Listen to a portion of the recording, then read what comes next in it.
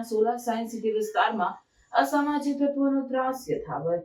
અમદાવાદના Sola science city વિસ્તારમાં અસામાજિક તત્વોનો ત્રાસ વધ્યો છે, જેમાં અસામાજિક તત્વોએ ફોર્ચ્યુન હબમાં આવેલી ઓફિસમાં મારામારી કરી છે. ઓફિસમાં આવી 4 લોકો પર જીવલેણ હુમલો કરાયો છે, જેમાં બોડકદેવ પોલીસ ફરિયાદ નોંધાતી ન હોવાના આક્ષેપ કરવામાં આવ્યા છે. તેમજ અસામાજિક તત્વોએ તીક્ષ્ણ હથિયારથી જીવલેણ હુમલો કર્યો હતો. ઇજાગ્રસ્તોને સોલા સિવિલ સારવાર અર્થે ખસેડાયા છે તથા સમગ્ર હુમલાની ઘટનાના સીસીટીવી ફૂટેજ પણ સામે આવ્યા છે. ત્યારે જીવલેણ હુમલો કરાયા છતાં પોલીસ ફરિયાદ ન લેતા સવાલો ઉઠ્યા છે, જેમાં અસામાજિક તત્વોને પોલીસ છાવરતી હોવાના આક્ષેપ કરાયા છે.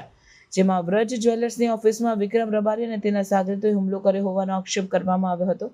સીસીટીવી ફૂટેજમાં સ્પષ્ટ જોવા મળ્યું હતું કે 7 થી 8 જેટલા શખ્સો એકસાથે ઓફિસમાં ઘૂસી આવ્યા અને તેમણે બિલ્ડર કેતન પટેલ પર હુમલો કર્યો.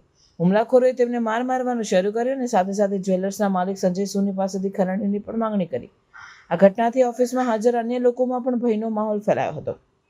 આ ઘટના બાદ પોલીસે તપાસનો ધમધમાટ શરૂ કર્યો છે. આ મુદ્દે ઉચ્ચ અધિકારીઓનું ધ્યાન દોરવામાં આવતા આખરે ફરિયાદ નોંધવાની કાર્યવાહી શરૂ કરવામાં આવી હતી.